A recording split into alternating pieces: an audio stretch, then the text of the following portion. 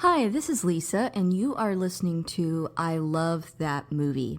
This podcast is for movie lovers. It's not an unbiased opinion, it's not a straightforward review, it's just a couple people talking about a movie that they love.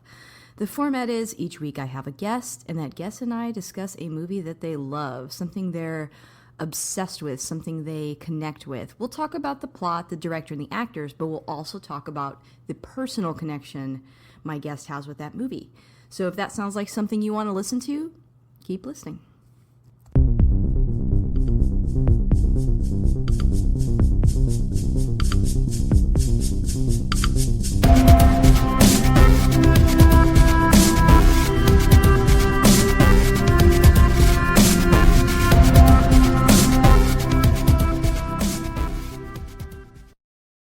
Hello, this is Lisa, and you can catch me on Twitter. I'm at ILTM Podcast. I'm also on Instagram at I Love That Movie Podcast, and we have a Patreon. The show is always free, and if you want to support us on there, you can. That's at patreon.com/I Love That Movie. And if you like what you hear today, please sign up and rate the show. It does help new listeners find us. Oh, and also want to mention my top patrons, Phil Barker, Michael Cross, and Josh Johnson. Thanks so much for keeping the lights on. If you do sign up for the Patreon, you get a weekly bonus episode where I recap what I watched that week.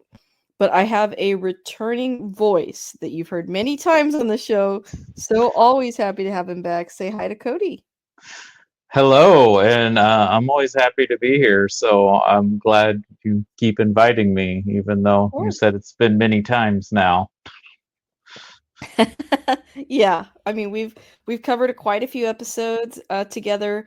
I've also been on your podcast, but if people haven't heard your voice before, Cody, do you want to kind of talk a little bit about everything you got going on? Sure. I have a YouTube channel. We do live videos, podcast. It's called Video Store Rejects. We do kind of like retro reviews of movies, but I mean, they can be more recent films too, but we call it, I say retro because we usually don't do like new releases unless they're like Mhm. readily available for people to watch. And right now I have started a offshoot of that called the Director's Chair, which I've done Mm, director series before, but right now season one, we're doing the works of David Lynch. So right now Colin Smith and Kevin Pauly yeah. are my co-hosts, and we're going through the TV series of Twin Peaks right now before we get into the movies of Ooh, David Lynch.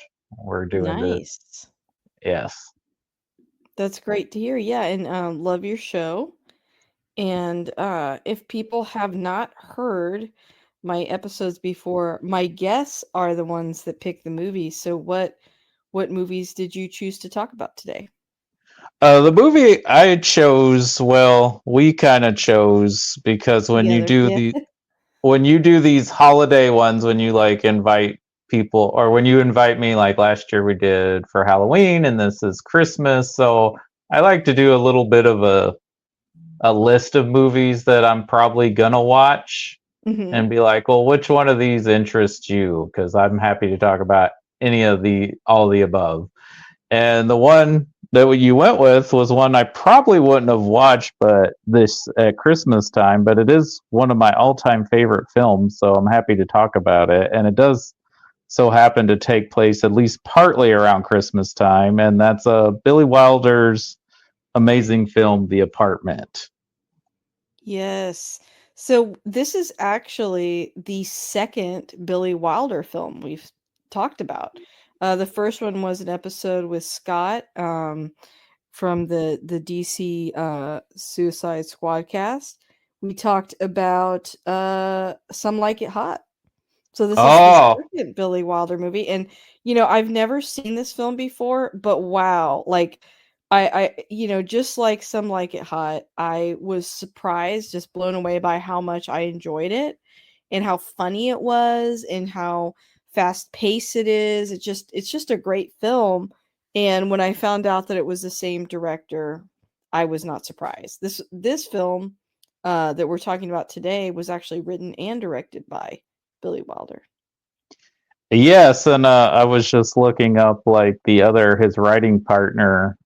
They Mhm. also collaborated on both films, and looks like they collaborated till the end of Billy Wilder's career from Love in the Afternoon on. And yeah, that's one of the things I love about Billy Wilder's films, the ones I've seen. Even his not comedies, the dialogue is just so well done, and it's just so sharp. Like you have to listen to what the characters are saying, and all the characters have something funny to say. Like there's just background character. Well, they're not really background characters, but there's just supporting characters that have business in this movie that's just so great. Like there's a scene with Mr. Sheldrick's secretary when he's leaving the restaurant with Shirley MacLaine, where she puts on her glasses to see, like, did I just see what I see?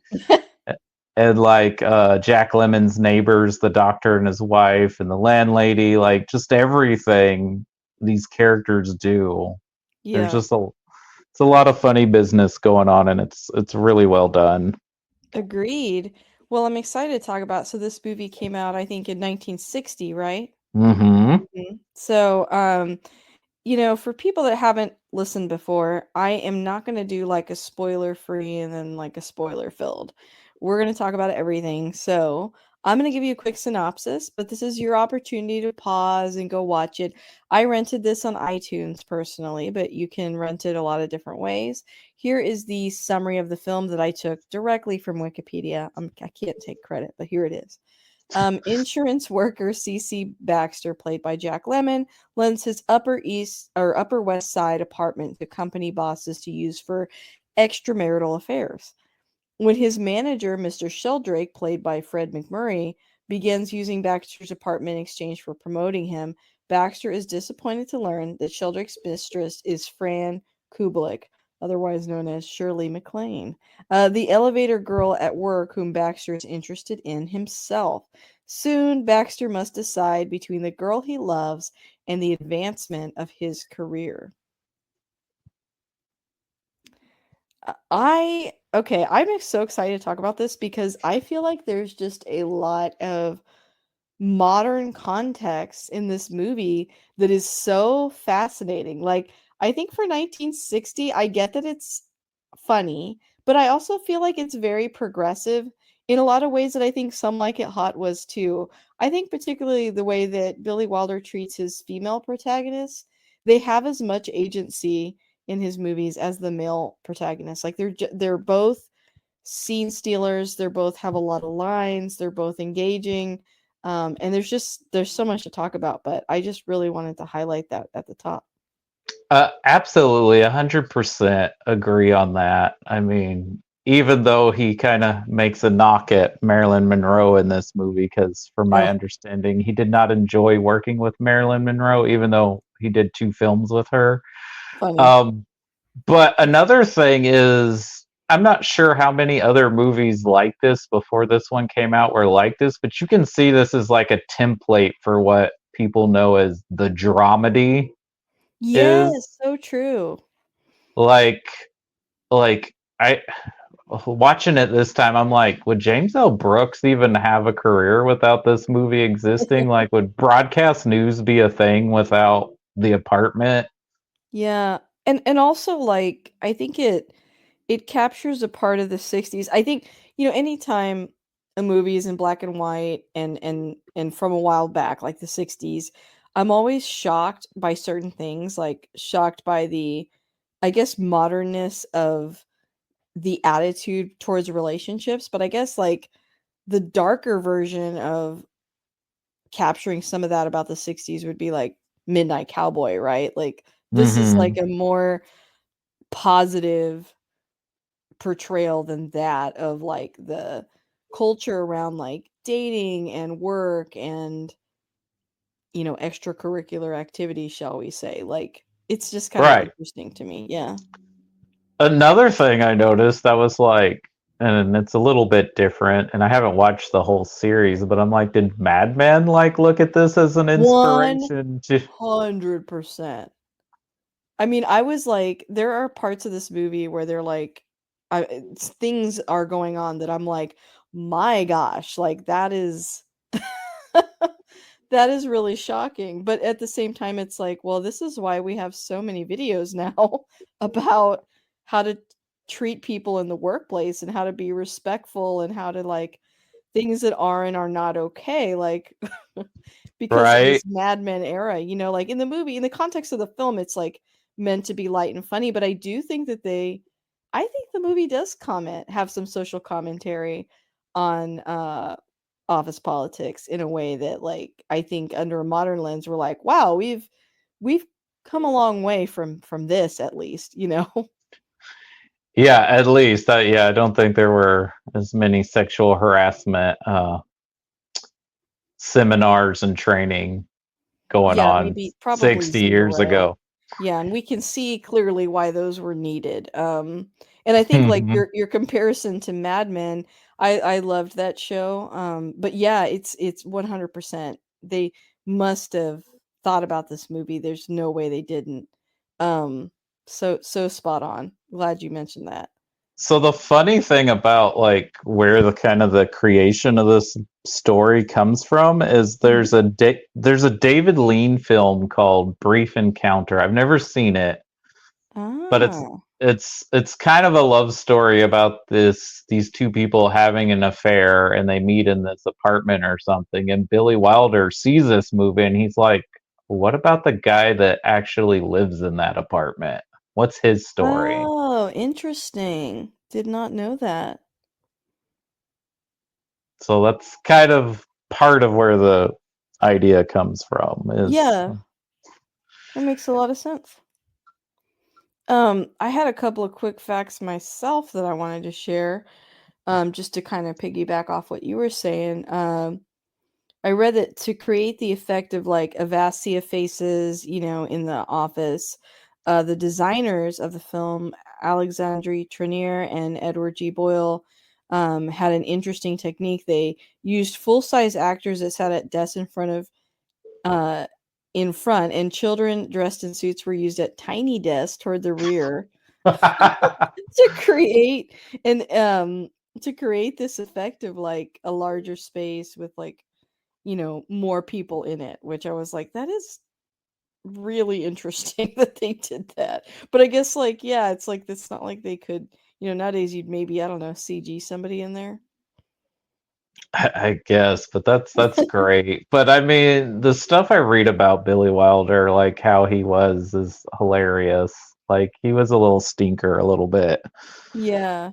Well, this was his first film also that actually for this film, I should say, Billy Wilder became the first person to win the Academy Awards for Best Picture, Best Director, and Best Screenplay. So, I guess Oh, yeah. I know he had won Lost Weekend had won Best Picture as well, but I don't know if he won any other Oscars Yeah, I don't know. I think for this is the that first one where film. he won like all three at the same time. Yeah, which not very many people have done that. For sure. And then to kind of add to that, Jack Lemmon said that he learned a lot about filmmaking from Billy, and particularly the director's use of hooks, or bits of business the audience remembers long after they've forgotten other aspects of the movie. So, for instance, the passing of the key to Baxter's apartment, Lemmon said for years after the movie, people would come up to him and say, "Hey Jack, can I have the key?" Just one of those quotable, moments that nowadays might be up on, maybe like on the AMC wall or something like that at your local theater. Yeah, and I guess they enjoyed working with each other because I think they did 7 or 8 movies together. Wow. Yeah, and I think Wilder's credited for the first Walter Matthau Jack Lemmon pairing in The Fortune Cookie. Oh, interesting. Didn't know that. Okay, well, do you want to I know you kind of mentioned a little bit about the cast, but do we want to kind of go through the casting list and talk about the people in this film? Sure, let's do that. I mean, I think one of the things that makes this movie so appealing to me is Jack Lemmon. I think he Yes. he personified an everyman to the point that where you can relate to this guy. Oh, You're for sure. like, and maybe it's a little bit of catnip for me for like lonely people movies, like because you remember, or maybe not everybody, but a lot of people remember like either you're either going off to school or you're moving away for the first time or you're starting a Mhm. new job and you're not in your support system, so you do feel lonely. And like especially in New York City, right, that's like the biggest place in the country. And I think he's just a very relatable character, and especially it just shows you how horrible capitalism is like this is what he stoops to like try and get a promotion at his job, is like, okay, I'll let these guys who are fully taking advantage of him because, they need somewhere to have their affairs because, they can't just be faithful husbands. Yeah.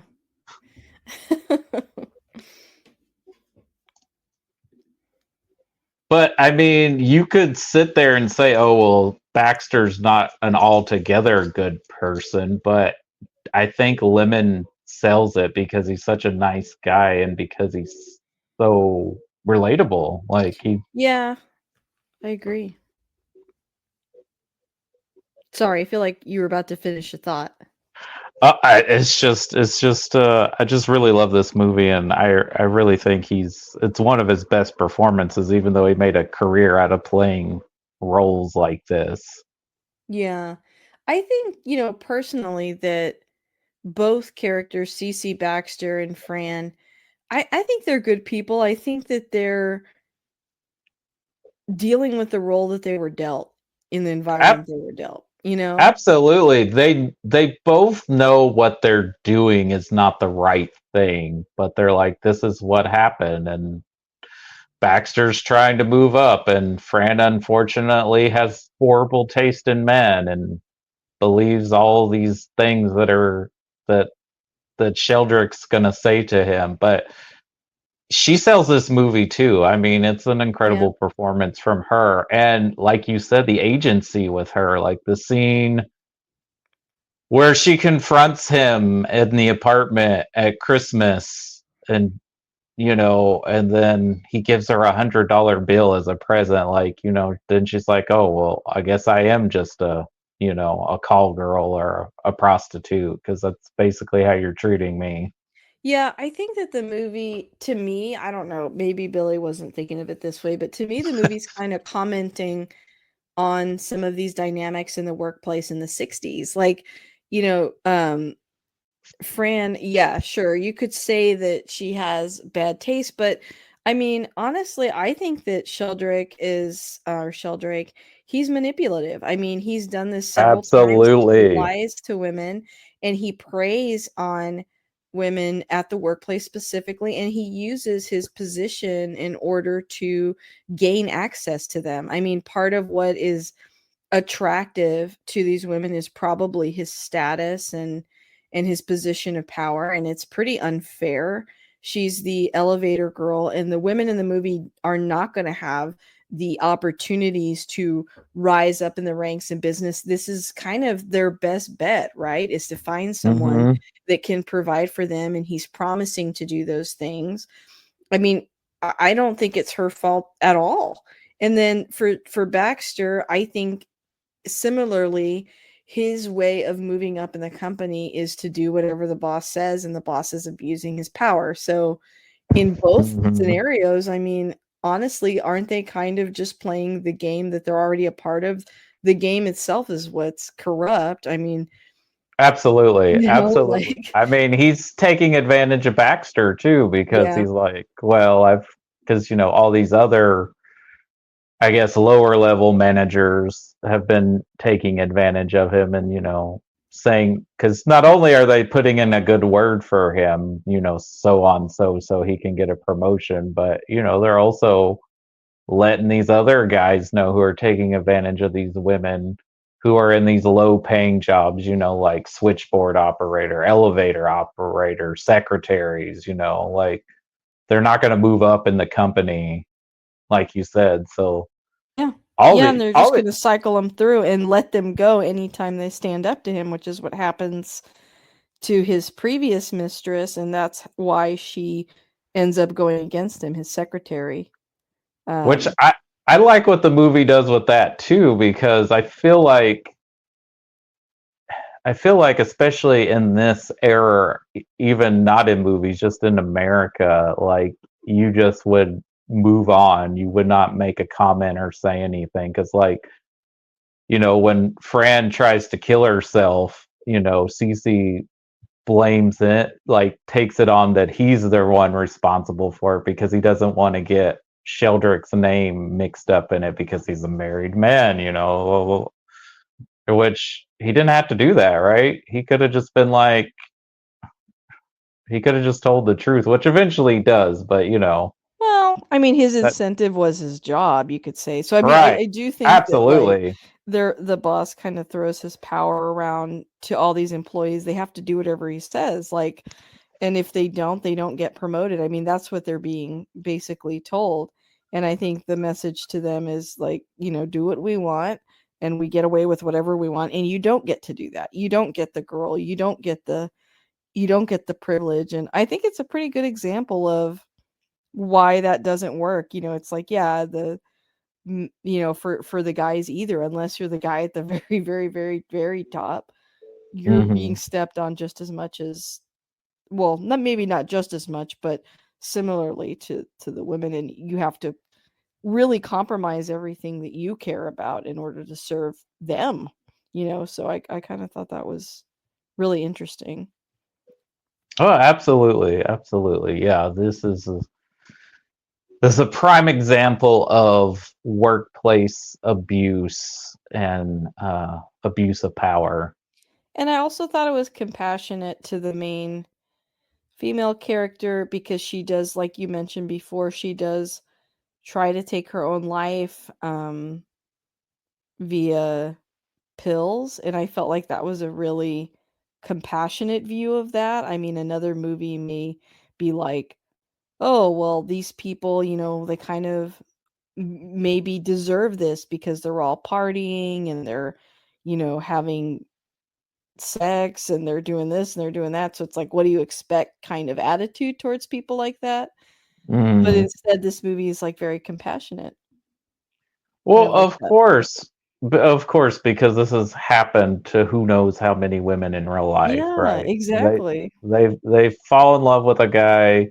Maybe they didn't know he was married at first, or maybe he lied and manipulated to make them like, oh, don't worry, I'm gonna leave her, and I love you, and blah blah, and Yeah. same song and dance, and then Right. they never do what they're gonna say. Mhm. Which funny story. I don't know if you're aware of Fred McMurray as far as like what his celebrity persona was outside of this movie. It's very positive, right? Because didn't he do, like, a lot of Disney films and stuff like Yeah, he that? was in The Yeah. Absent-Minded Professor and The Shaggy Dog, I think, and he was on a TV show called My Three Sons, which he had been in a Oh, Billy Wilder movie before, Double Indemnity, where he's playing like I a love shady, that movie. I forgot we did that movie, or I don't know if we covered it, but I definitely watched it. where he's a shady insurance man who gets roped into an affair with a married woman and all that. Ooh, I But love that movie, it's so good. yeah, another Great great Billy sense of Wilder. humor. Mhm. Hmm. But apparently, after this movie came out, he was at Disneyland with his family, and a woman walked up to him and slapped him and said, "How could you?" I mean, that's not fair because he's an actor, but, like, for real though, Right, like, this is like, it's hard to walk away from this movie not thinking of him this way. Like, he's just so horrible. I think the icing on the cake was when he called and was like, "Don't you wanna say something to her or come down here or anything?" And he's like, "Well, I just can't." You're like, "Oh my gosh, this guy's horrible." right. He's a horrible human being who passes it off like nothing and makes Jack Lemmon have to deal with it Yeah, because, it's crazy, but a great yeah. villain. So a great performance, obviously. Absolutely, absolutely. I mean, especially at this time, if that's against type, and Yeah. I guess less people back then because people didn't have as ready availability to watch things like we do now. Right, If right. if all they know Fred McMurray is from Disney movies and My Three Sons, of course they're going to be appalled that he's like playing a philanderer and a horrible person who doesn't care about anybody but himself. Yeah. Yeah. I feel like I took us to a dark place a little bit earlier, so maybe I'll shift over to some of the funnier scenes. What are some of your favorite moments from the film? Like, I know you mentioned a couple already. Yeah, I mean, there's just a lot of great character business. I mean, honestly, as terrible as they are, but all those other managers, including what is that guy's name? He was the teacher in Fast Times at Ridgemont High. Hmm. All those managers, they're quite funny, even though they're all terrible people. Like Yeah. Ray Walston, like in them all calling him Buddy Boy, and Hmm. like all their little scenarios and them complaining about what they had to do when they couldn't go to the. I had to borrow my nephew's car and go to the drive-in. It's like, oh, why don't you just hang out with women your own age and do what adults do? Like, Exactly. They're like, "Oh, this is so beneath me to like do anything but be catered to." It's like that's pretty absurd. the cis white male problem. Yeah.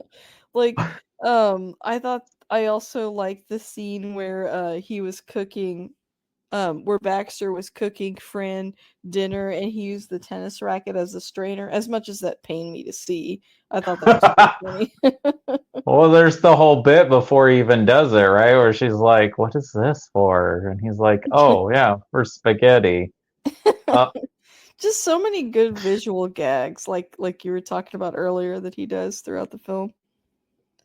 well, I mean, and the business with the neighbors. That's also a thing that does date this movie is when the doctor neighbor's helping revive her and Hmm. he slaps her. I'm like, oh yeah, that's 1960. I forgot. No kidding. Yeah, he's real rough with her that whole scene. Like, fully expect that there's some behind the scenes footage where she's like, he like rough handled me unnecessarily for that. There was no reason to do that.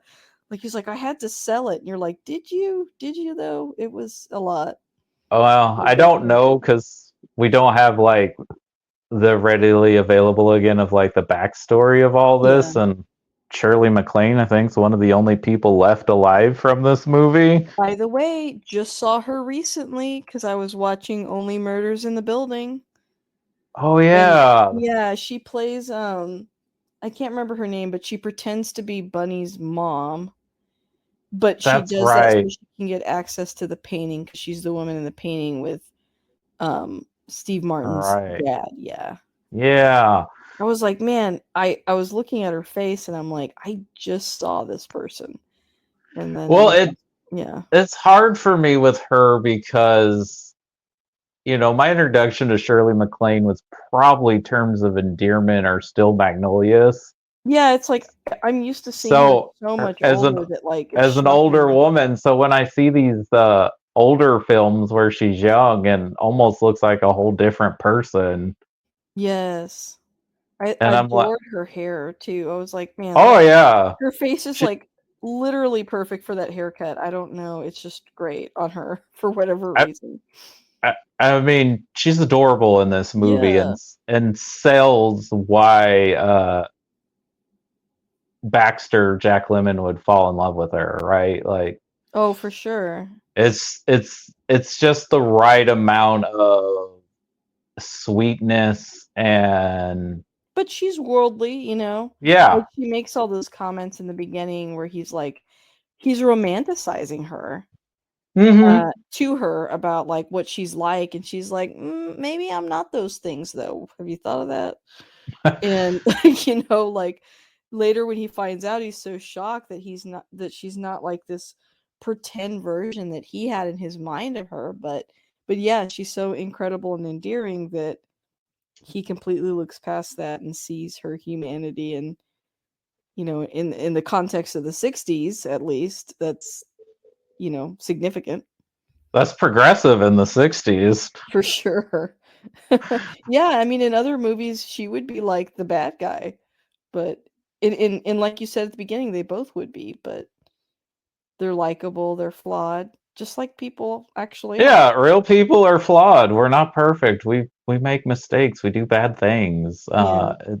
It's do we learn from them and try to do better and acknowledge them instead of just continuing to do the bad things and just expect other people to do what we want, like Fred McMurray.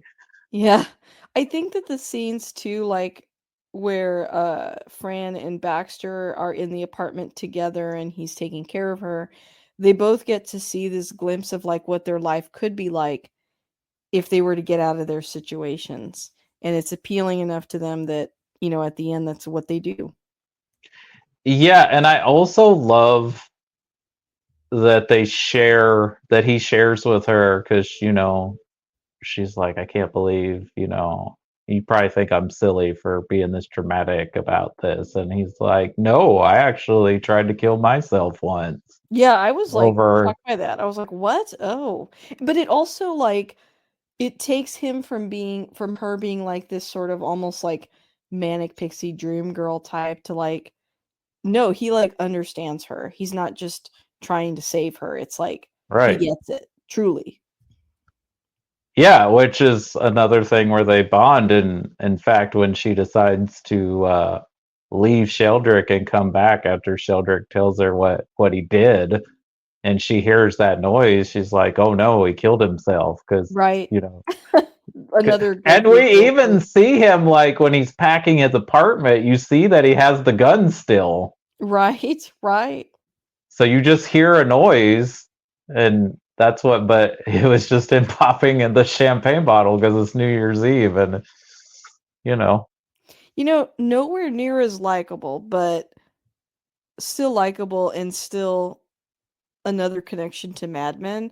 I feel like, the character Donald Draper, spoilers, I guess, if you haven't seen Mad Men, but he ends up having like a very dark past that I think is right. intended to humanize him.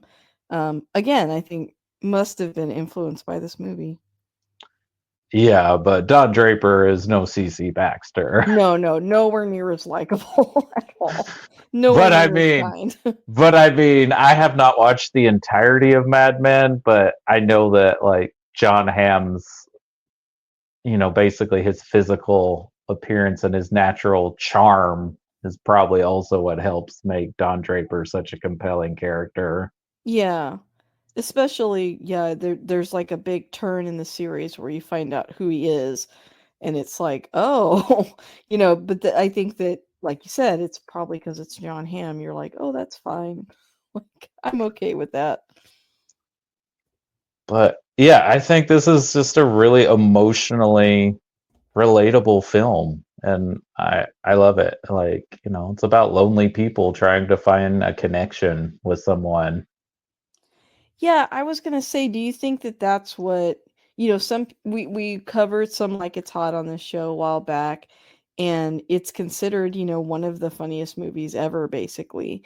And you mentioned Mhm. earlier that this is a dramedy, and I do feel like part of what catapults a movie from being funny into like the upper echelon is that mixture of both like comedy and realness, of real dramedy, real compelling characters. So to have actual stakes and to have some like painful and serious moments mixed in. Absolutely, absolutely. Now, I wish all genres were treated in the same respect that dramas get, Yeah, I bec- know. because I think every type of movie deserves the respect it does, especially if it's at the top of its game of what it's making. Like Some Like It Hot is almost as good of a movie, if not as good of a movie as The Apartment in my mind. They're both like just top notch to me. Yeah, and probably what pushed the apartment up in terms of getting an award it is a little more serious and deals with bigger social problems, and the Academy loves that, so it Hmm. seems like that is the only way to really get those Oscars. Yeah, I don't know if we'll ever see a true comedy ever get a Best Picture. I don't even know if a true comedy's ever been nominated because there might be, but I feel like most of the time when a comedy does get nominated, it's more in the vein of like this type of movie, Mm, or it's a comedy dealing with social issues, you mhm. know. Well, if Palmer and Tim are listening from Academy Rewind, I guess they can tell us. Yeah, they probably could because I know they do a whole backlog of this. So yeah. So Uh, you told me initially part of why this was on your list of like possible movies to talk about the holidays is because we see a couple holidays in the film. So no, we see there's two. that. Yeah. And they're talking about just great bit of business. I do love when he's at the bar drinking I love that alone scene. at Yeah. the at Christmas on Christmas. Is it Christmas Eve? I guess it's I think Christmas it's Eve. Christmas Yeah, Eve, yeah. yeah. Because well, he had gone to the he's at the office party, right? And then that's where he puts two to two together that Kuplik is the girl Sheldrick seeing, and Yeah. so he's kind of brokenhearted, and then him just like not caring that this other lady's trying to pick him up. Like, I don't think he really has interest, but he's also like, well, what the hell else do I have to lose? Well, I also feel like it's like his descent into maybe potentially becoming like the people that he's given the key to. Oh, for sure, because she's a married woman and she even says she is, right? Like, Yeah. And like I did think it was very funny when she was like blowing the um straw tips at him to get his yeah. attention. That was very funny. Again, like so many moments in the movie that like sometimes comedy ages really poorly, but it something about his writing, like it definitely did not.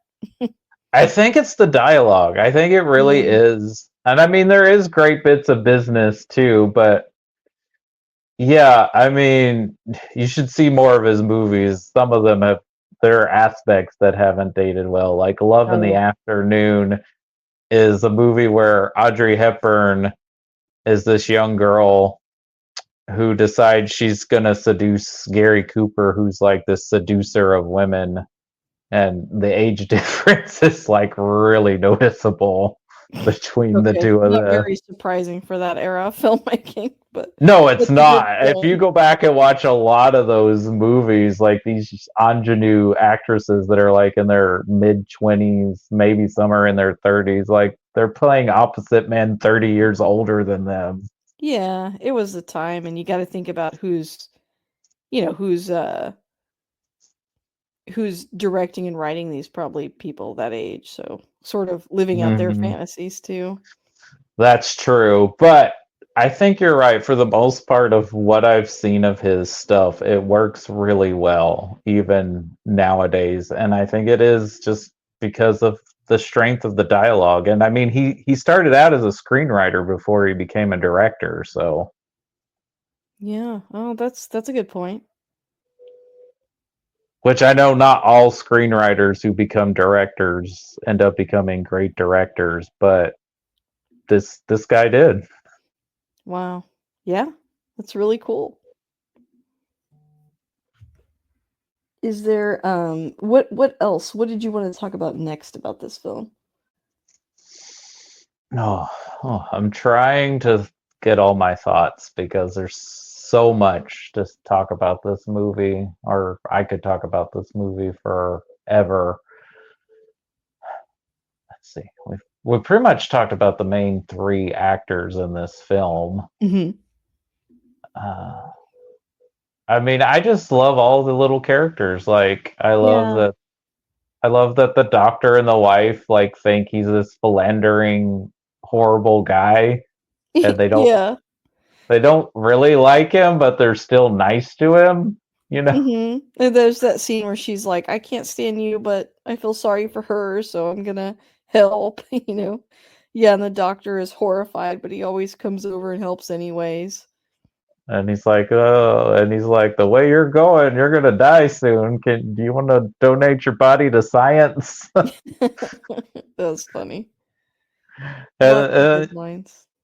the landlady, like, you can we thought he was such a nice man and Ivy League and blah blah. Now he's, yeah, like, and I love, like, when one of the guys is coming with his women and he's just coming out of the apartment and he goes, like, down to, like, not be seen. He's just, like, hanging down there with for no reason, just so he can't be seen as they're going upstairs.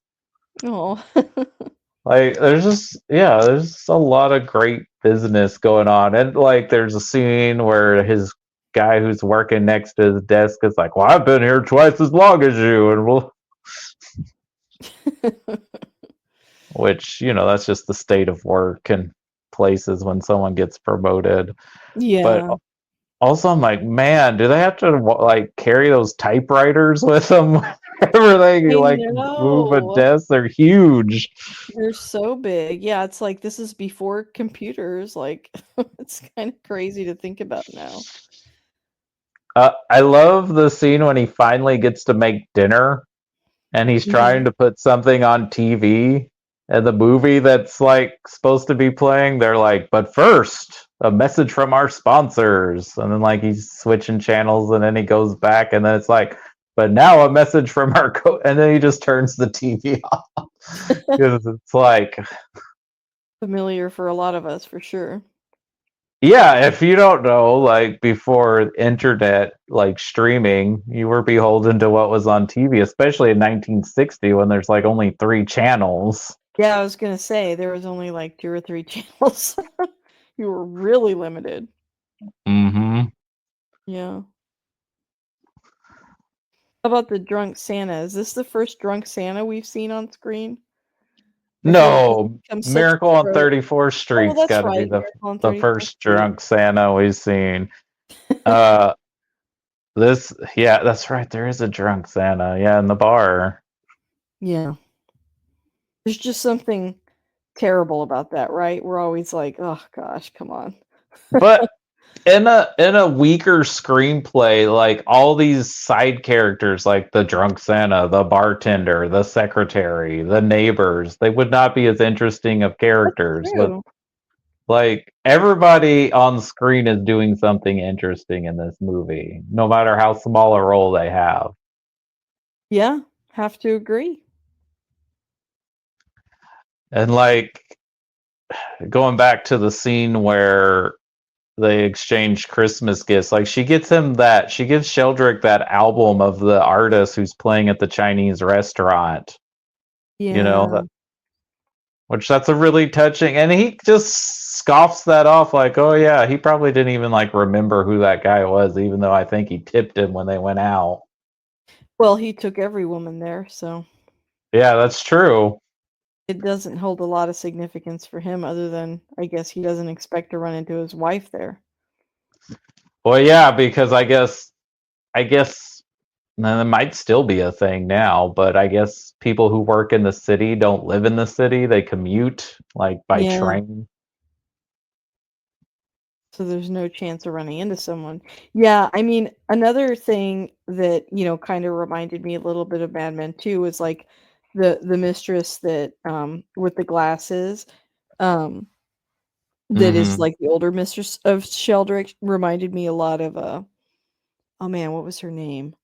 Is One it of the main Christina Hendricks' Yes. character? Yes. I was like Christina Hendricks must have watched this movie and thought about her for sure. Does that make John Flattery the Sheldrick character then? Possibly. Because I know that was like that she was like his mistress for a while on the show. Yeah, that's true. Yeah, I could see that. And that's another thing, like, her, like, telling the wife, like, ratting him out. I don't feel like that was happening really in society in 1960. Like, so Yeah, it's a then, huge risk, but I mean, she lost her job, so it's kind of like right. Yeah, there's so nothing she's to like, lose. oh, well, fine. Yeah, because, she had. So do you think the scene where she talks to Fran at the Christmas party, is that a warning or a bit of judging? What do you think's I think going it's on there? I think it's both. I mean, I think it's a very, like, "I told you so," condescending, like, "Oh, you think you got it so good. Wait till you're my age," kinda thing. Definitely. Or wait till next year's model comes in or something? I Yeah. know. But maybe it is a little bit warning her too. Like, maybe it's a little bit of both. Yeah. And I don't know if I read that the first time I watched that, because Yeah. I was a lot younger the first time I saw this film, but He you probably know, thought she was just being mean, but it's like, yeah, maybe it's a little bit of both. Maybe it's, "Hey, I'm giving you a heads up so you don't have to suffer like I did."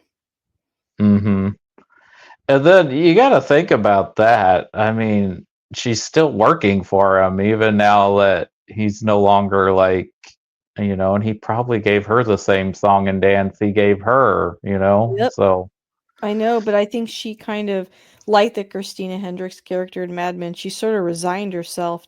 yeah. Peggy comes to work and she's kind of acting like, "I'm gonna change things for women," and she's kinda like, "You're not gonna do any of that." Like, it's like, it's very like, I hate to burst your bubble, but this is the real world kinda thing, and I think that that's a little bit of what's going on at the Christmas party in this movie. Absolutely. Yeah. I'm also wondering what office part. I guess I've never been to a Christmas office party, but is there this much drinking going on at Christmas office I parties? mean, it probably depends on the company, but again, I think this is another thing that we're, as a society, are trying to move away from in general. I don't think, just like at most jobs, you wouldn't see someone pull out liquor in the middle of the day and pour a cocktail. I think we can look back at this time and realize why we've got so many rules now to protect people and things like that. I would say no, I would hope. But, in my experience, no. Yeah, I think that's also my theory of why people like when you look at people from like pictures of people from the 60s or 50s or even the 70s, and they're like, man, people were just so much older looking. I And know I'm like, all I smoking think it's all the smoking and excessively. drinking that people did back then. Possibly, possibly. So, I mean, like, geez. I mean, I know it was societal norms, but like, that's wild how much. But I don't think Baxter doesn't smoke, or so that's another interesting thing about him. He doesn't smoke. Yeah. I definitely see him as someone that's at least portrayed as, he's younger coming in and kind of like Fran, it's like a little bit naive, you know? hmm And he's getting excited about all these perks and won over by it, but the more it goes on, the more he's like, "Oh wait, I'm just like being used actually, and I'm kind of tired of it." Absolutely. I think he is a bit naive. I think he still thinks like, most people are good. If you do the right thing, good things will happen to you. Like, I think this is like him getting worn down by the way of the world and him For realizing that sure. he's got to have a little self-respect and backbone. Mhm. And he does. By the end of the movie, they both kinda stand up. Yeah, so he takes the big promotion, but then when, Sheldrick's like, I need the key, and then he basically tells him either give me the key or you're fired. And he's like, fine, then here's the key to the executive washroom or whatever it is, too. And that's eventually where we get the happy ending because when at New Year's when they're at the Chinese restaurant again and he's like, "Oh, we'll go to a motel in Atlantic City." Ooh, you know. Yeah. No disrespect, I've never been to Atlantic City, so I don't know, but I mean, that's not exactly what you have planned if you live in New York City. Yeah, no, you're right. Another minor character that's good is the brother-in-law. He just pops in for Oh, two I love scenes. the brother-in-law. He's just there for 2 scenes, and of course, all the bosses are going to tell him where he is because they're all mad because they can't use the apartment anymore. You know, I know. Yeah, the brother-in-law is great. it's just the power of their script, and I mean, also I guess casting, right? They had to get the right Yeah. actors for these roles to pop, but No, yeah, totally. yeah. In Yeah. my mind, especially in this era of Hollywood, if there was a Mount Rushmore of movie directors, Billy Wilder would be one of the ones on there for me. Yeah. No, I could definitely see that. He was extremely talented. Those movies are great. Um, yeah.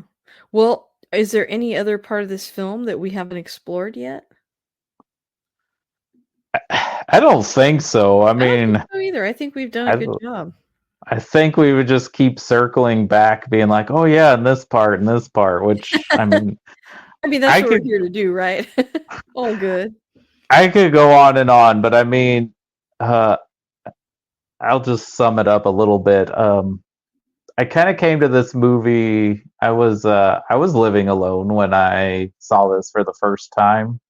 I had Mhm. moved somewhere. I was taking some film classes and stuff, and I had seen Sunset Boulevard like forever ago, like on TCM or AMC when AMC used to actually show old movies. Well, they do show old movies, but I mean like movies that came out before I was born. Oh, gotcha. Yeah.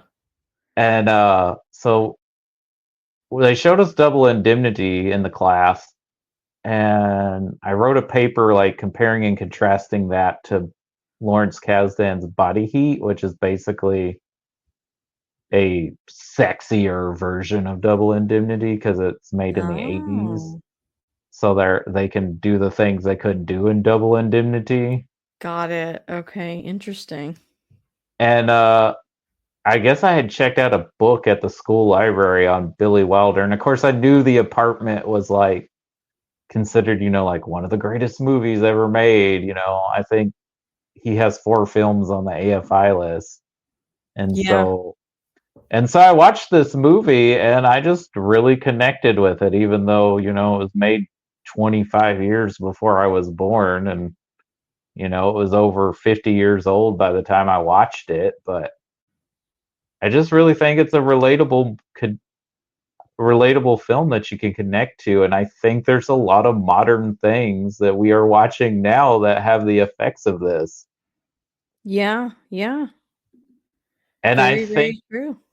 and I think you hit the nail on the hammer with saying how like for 1960 this is a really progressive film about office politics and like how men and women are treated in the workplace by their superiors, and Yeah. that all these female characters, even the secretary and the switchboard operator that one of the supervisors is having an affair with, they're all interesting characters. They're not just playing archetypes of whatever roles were given to women, especially in this era of Hollywood. Yes, it's deeply humanizing. We can absolutely agree on that. Yeah. Well, I guess that brings me to my last couple of questions for you then.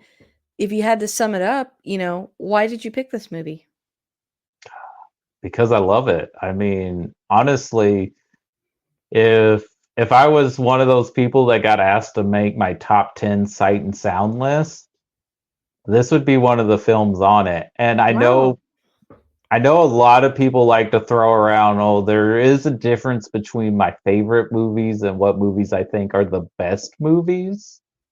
Because we Mhm. all have those movies that we rewatch more than anything, but we may not say those are the best movies or our favorite. But I think The Apartment is one of those movies that can fall into both categories. It can be your favorite, it can be one of the best. It can be one of those movies you want to rewatch.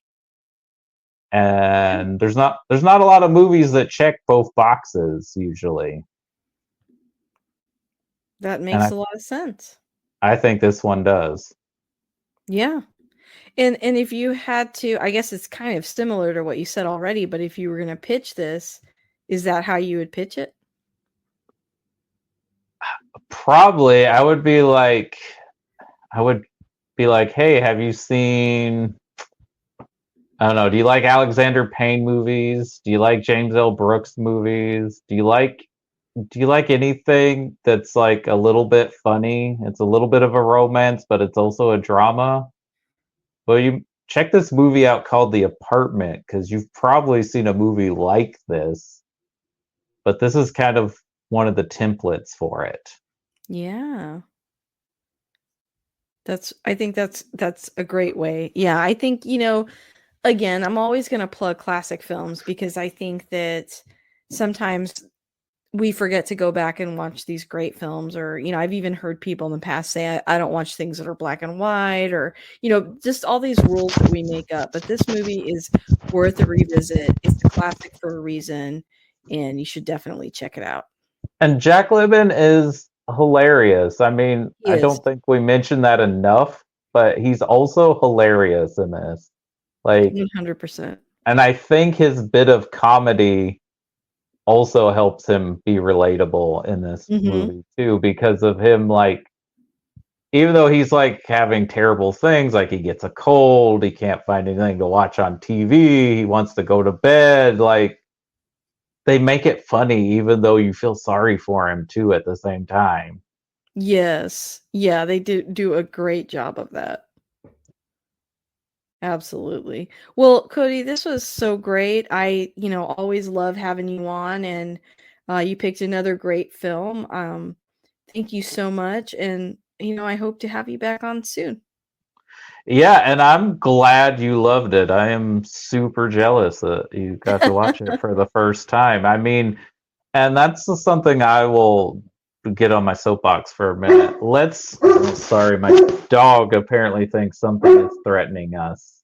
Probably somebody just Okay. walked by the window.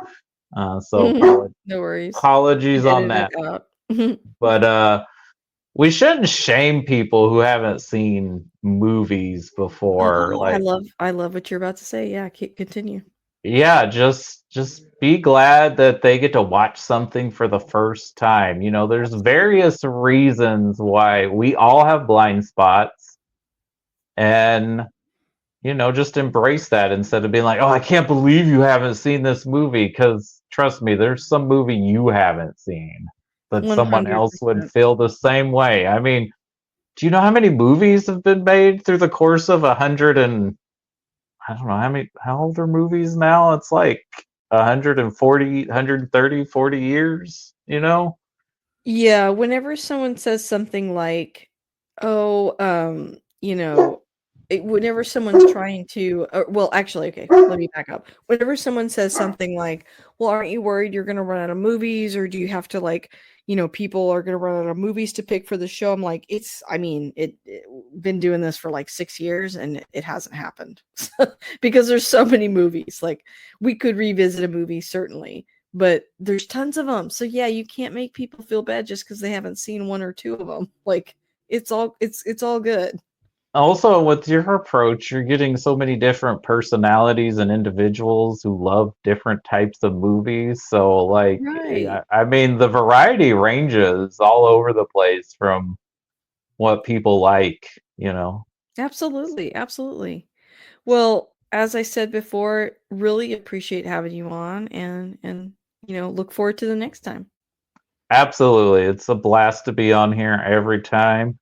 I just realized each time I've been on, I've picked a movie from a different decade. I don't Oh, know if wow. I'll be able to keep doing that, but uh, this is a random fact if anyone wants to backlog all the other episodes I've been on, but I think That's cool. I didn't know that.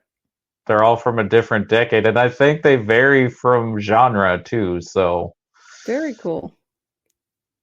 That's great. Well, thanks again. absolutely, thanks for having me, and I hope you and your family have a wonderful and safe, happy holidays. Thank you. You too. Thank you.